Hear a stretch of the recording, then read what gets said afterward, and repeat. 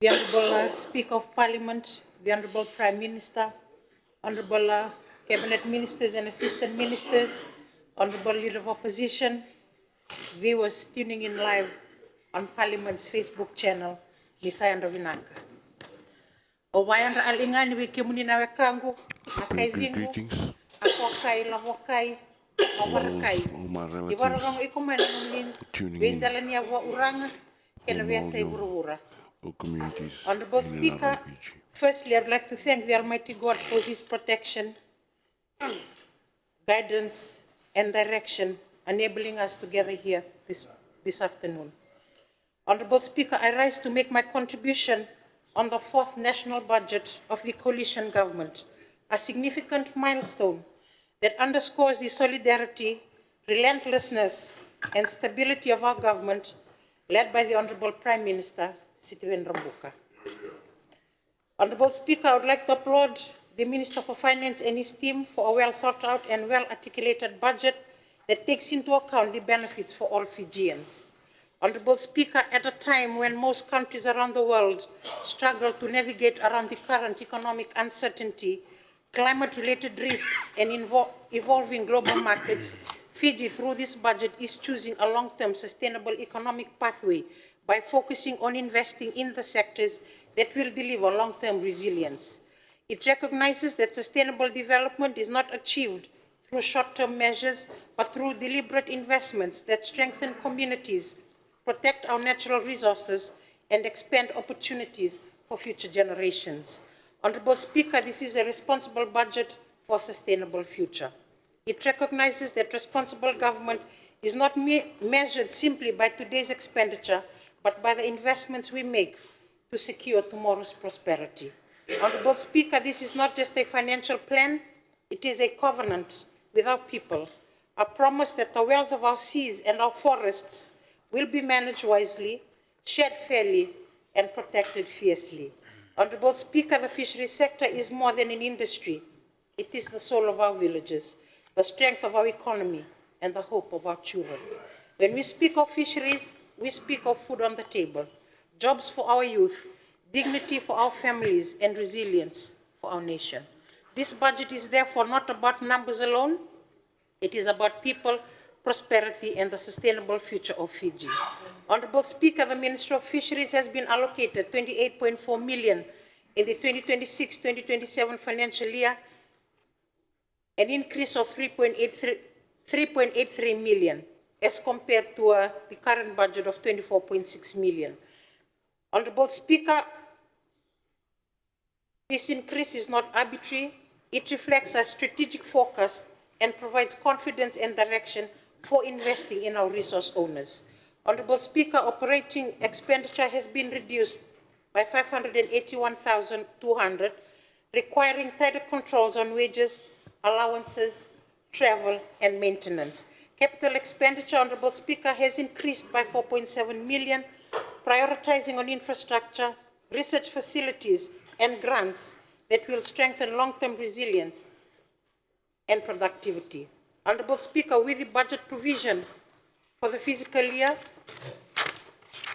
the Ministry of Fisheries will continue to review and strengthen the laws governing Fiji's fisheries, mainly the inshore fisheries and the offshore fisheries legislations. We must ensure that our policies are modern and fit for purpose, practical and responsive to the challenges of climate change, illegal fishing, and global market pressures. Honourable Speaker, let me begin with the offshore sector, a cornerstone of our export earnings and a key pillar of Fiji's global and regional fisheries engagement. The Ministry has secured a new tuna development fund of $5 million. This investment, Honourable Speaker, will strengthen Fiji's competitiveness in the global tuna market, ensuring that our fleets remain viable, our exports remain strong, and our nation continues to benefit from one of our most valuable marine resources. Honourable Speaker, we are also devoting 515,000 in electronic monitoring systems. This will enhance transparency, reduce illegal fishing, and provide reliable data for management. The effect is twofold, Honourable Speaker: stronger compliance with international obligations and a greater credibility in global markets. Additionally, Honourable Speaker, 80,000 has been allocated for offshore exploratory fishing development.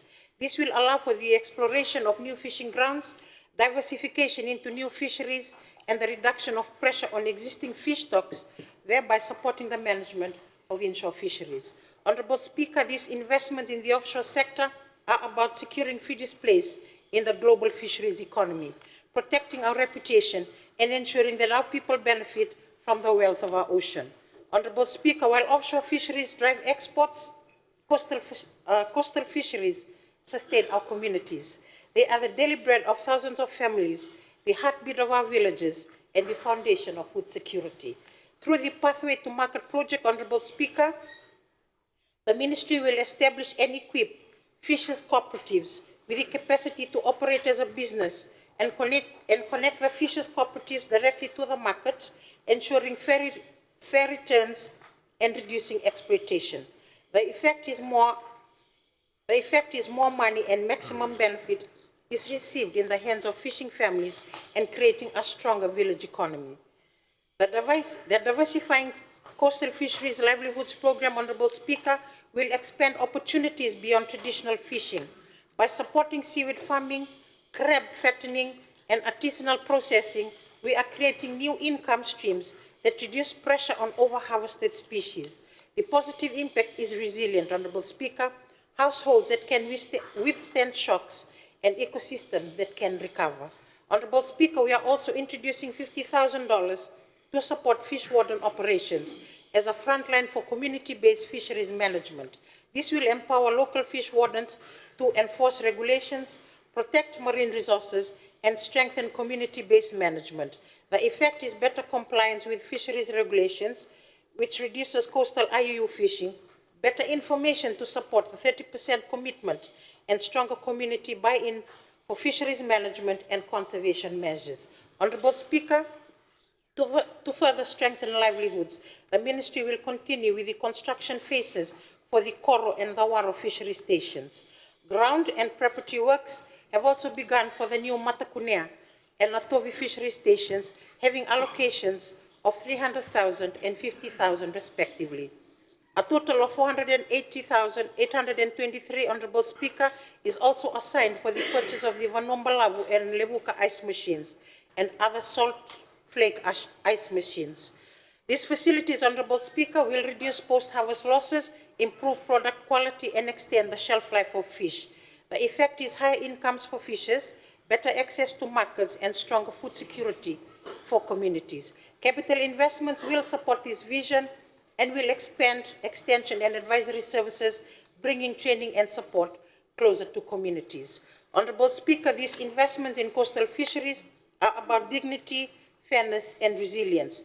They ensure that no community is left behind, that every family has a chance to prosper, and that our cultural heritage is preserved.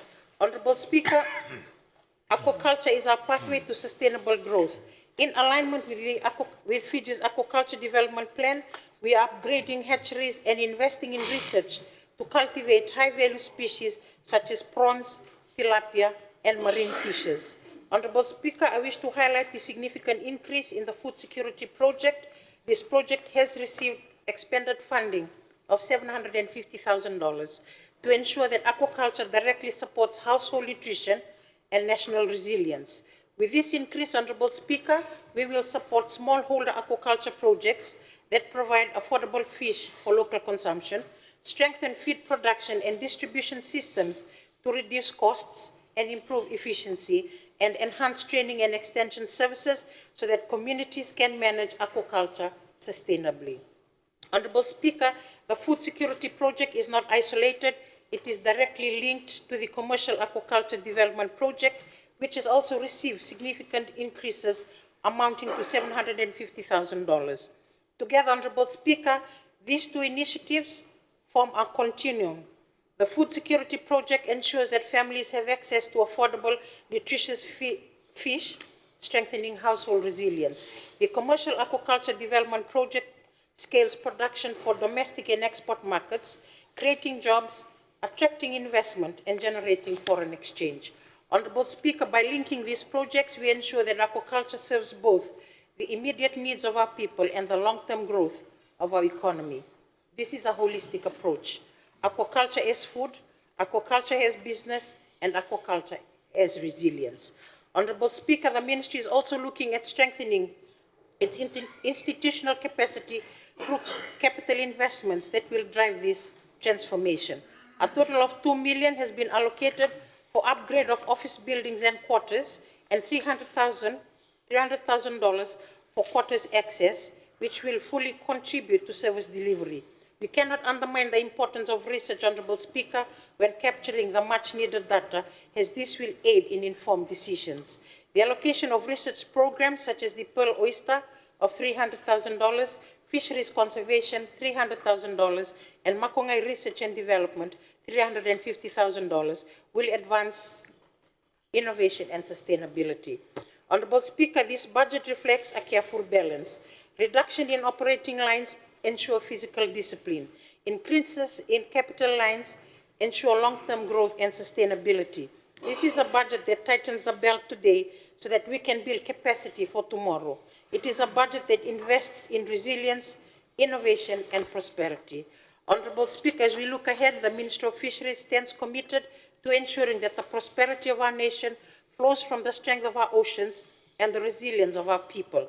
This budget is not about figures, it is about families who depend mainly on fishing for their livelihood, communities whose culture is tied to the sea, and a nation whose future depends on sustainable growth. Honorable Speaker, we pledge to use every allocation wisely, transparently, and with purpose to build stronger livelihoods, to protect our marine resources, and to create opportunities that will endure. Our vision is clear: a fisheries sector that is economically vibrant, environmentally sustainable, and socially inclusive. Honorable Speaker, I am pleased to share with this August House that as of today, our budget utilization rate sits at 90%, and we hope to achieve more than this come month's end. Honorable Speaker, a truly responsible budget invests in sectors that generate long-term economic returns, protect national assets, and improve the well-being of future generations.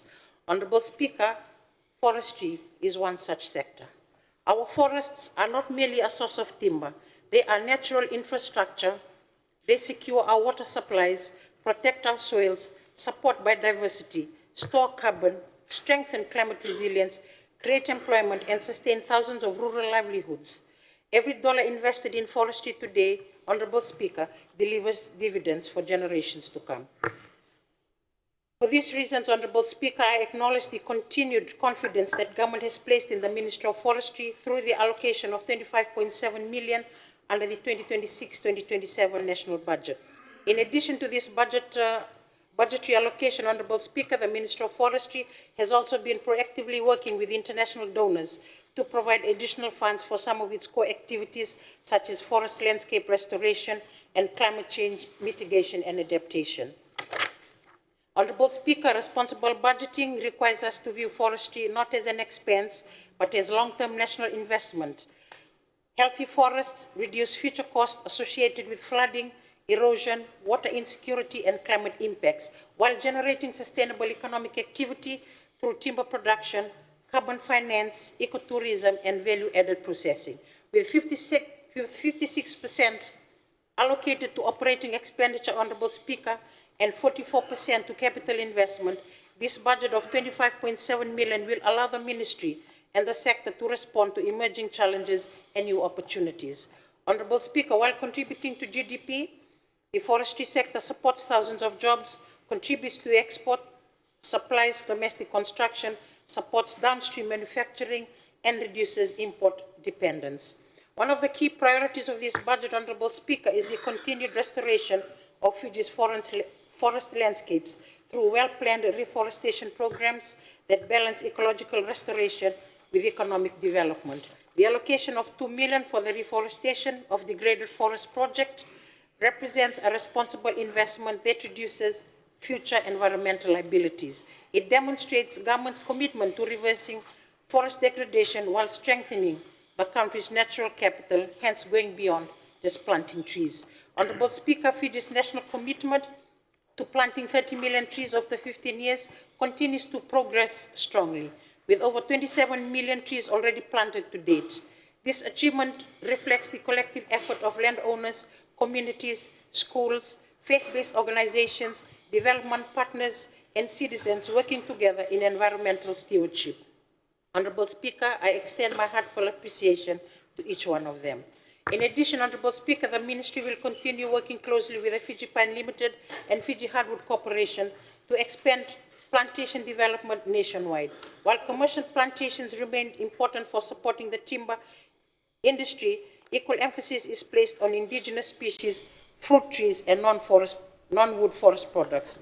This balanced approach strengthens the resilience of forests to enhance and maintain ecosystem health, supports biodiversity, and enhances sustainable rural livelihoods across Fiji. Honorable Speaker, I'm also pleased to highlight the recent signing of the project agreement by the Minister of Forestry on behalf of the Government of Fiji and the Food and Agriculture Organization of the United Nations for the Forest Landscape Restoration for Climate Benefits and Resilience Project, valued at $52 million and funded by the Green Climate Fund. This landmark initiative, Honorable Speaker, represents the largest investment ever made in forest landscape restoration in Fiji's forestry sector. Honorable Speaker, this investment also demonstrates responsible physical management, and every dollar secured from international climate finance reduces pressure on the national budget while allowing Fiji to accelerate restoration, resilience, and sustainable development. Another important pillar of this budget is the commercial maritime pine subsidy. This remains as one of the most practical examples of government's commitment to ensuring that development reaches every part of Fiji. Honorable Speaker, for many years, geographical isolation has limited commercial potential of pine resources located within our maritime islands. Harvesting costs, transportation challenges, and restricted market access have prevented many landowners from fully benefiting from their forest resources. The allocation of $2.5 million under this budget directly addresses these barriers, Honorable Speaker. Through continued collaboration with Fiji Pine Limited and Tropic Wood Industries, maritime communities will now have great opportunities to harvest, transport, and market certified pine logs commercially. Honorable Speaker, equally important is the continued support for the Fiji Pine Trust through the allocation of $3.7 million, which by far is the biggest funding to the trust by the Fijian government through the Minister of Forestry. This budget will support the development of infrastructure to facilitate economic activities and will also play a critical role in strengthening relationships with landowners, improving technical capacity, and promoting greater participation in plantation management. Honorable Speaker, the forestry sector continues to demonstrate that environmental conservation and economic development can progress together. The allocation of $1.5 million for the Maritime Pine Development Project will continue supporting communities throughout Kandawu, Lau, and Lomaiviti by expanding commercial forestry activities while improving household incomes. Honorable Speaker, the benefits of these programs extend well beyond timber production and contribute directly towards improving housing, education, healthcare, transportation, and community infrastructure. These are tangible improvements that strengthen livelihoods and provide opportunities for future generations. Honorable Speaker, government also continues to recognize the importance of empowering mahogany resource owners. The total funding of $0.6 million allocated to Fiji Mahogany Trust and the Fiji Mahogany Development Project will strengthen institutional support, improve engagement with landowners, and expand awareness and capacity building programs throughout mahogany growing regions. At the same time, Honorable Speaker, the Ministry will continue supporting micro, small, and medium-sized forestry enterprises through targeted subsidy programs that reduce operating costs, encourage value-adding processing, and strengthen domestic production. With a total budget allocation of $0.2 million, the forest subsidy project is aimed at creating employment, stimulating entrepreneurship, and contributing to a more resilient forestry industry that delivers benefits across the entire value chain. Honorable Speaker, the budget also recognizes that no sector can thrive without capable people leading it. As our forestry industry evolves, so too must the skills, knowledge, and professionalism of those entrusted with managing one of Fiji's most valuable natural resources. The allocation of $0.8 million to upgrade the forestry training center at Dolisuva and $0.7 million for the Timber Industrial Training Center in Asino represent far more than an infrastructure project. It is an investment in people. Honorable Speaker, a modern forestry sector cannot rely solely on harvesting and plantation development. It is a long-term sustainability, and it depends on investment, strong investment in science, innovation, and research to improve forest management, increase productivity, and unlock new economic opportunities. In recognition of this, Honorable Speaker, the Ministry continues to strengthen its research and development program through targeted investments that will shape the future direction of Fiji's forestry sector. Key priority areas include Central Development Project, which is allocated 0.2 million and focuses on improving propagation techniques, genetic quality, plantation management, sustainable harvesting, and value-adding processes for one of Fiji's most high-value tree species. In addition, Honorable Speaker, the National Forest Tree Seed Center is allocated 0.4 million and ensures a reliable supply of seeds and quality planting materials and the conservation of forest genetic resources, while the National Forest Insect Collection Center is allocated 0.3 million and strengthens pest identification, biodiversity research, and forest health monitoring to protect plantations and enhance biosecurity. Honorable Speaker, the Ministry is also expanding research on both wood and non-wood forest products with an allocation of 0.2 million to maximize the economic value of Fiji's forests. Collectively, Honorable Speaker, these research programs ensure that the Ministry is not only managing today's forests, but also building the knowledge base, innovation system, and partnership needed for a more resilient and competitive forestry sector in the future. Honorable Speaker, the 2026-2027 national budget continues to invest in upgrading forestry offices, staff quarters, and their access roads across the country, strengthening the Ministry's ability to develop quality services to landowners and communities. With a total budget allocation of 1 million, these improvements will provide safer and more functional workplaces and enhance staff welfare and support our officers serving in rural and remote locations.